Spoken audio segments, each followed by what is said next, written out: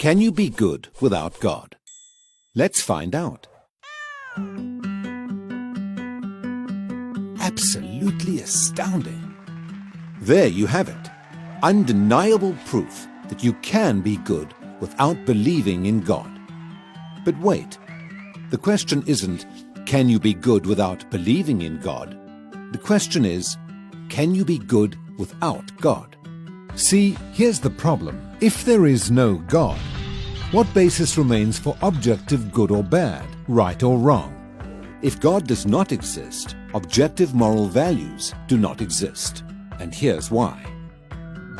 Without some objective reference point, we have no way of saying that something is really up or down. God's nature provides an objective reference point for moral values. It's the standard against which all actions and decisions are measured. But if there's no God, there's no objective reference point. All we're left with is one person's viewpoint, which is no more valid than anyone else's viewpoint.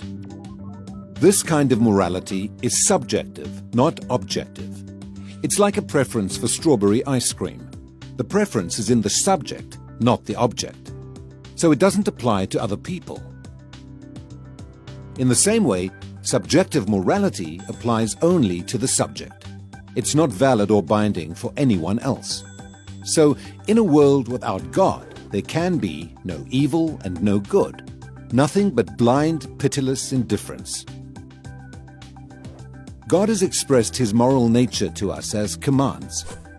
These provide the basis for moral duties. For example, God's essential attribute of love is expressed in his command to love your neighbor as yourself. This command provides a foundation upon which we can affirm the objective goodness of generosity, self-sacrifice, and equality. And we can condemn as objectively evil greed, abuse, and discrimination. This raises a problem. Is something good just because God wills it, or does God will something because it is good? The answer is neither one. Rather, God wills something because he is good. God is the standard of moral values, just as a live musical performance is the standard for a high-fidelity recording. Without your love. The more a recording sounds like the original, the better it is. Likewise, the more closely a moral action conforms to God's nature, the better it is. But if atheism is true, there is no ultimate standard. So there can be no moral obligations or duties. Who or what lays such duties upon us? No one.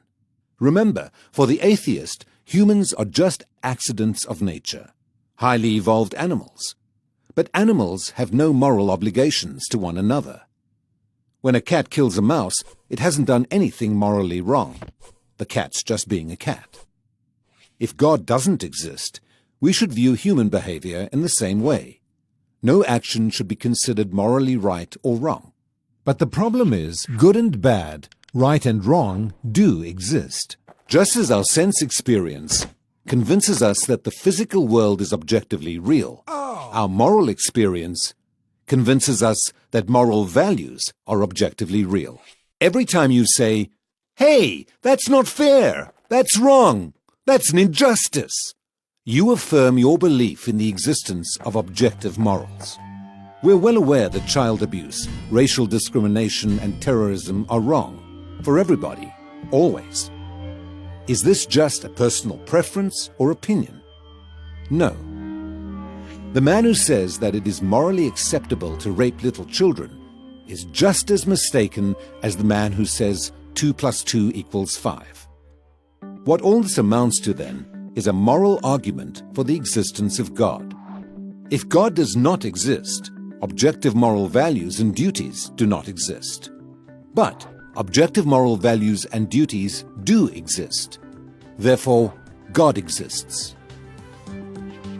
Atheism fails to provide a foundation for the moral reality every one of us experiences every day.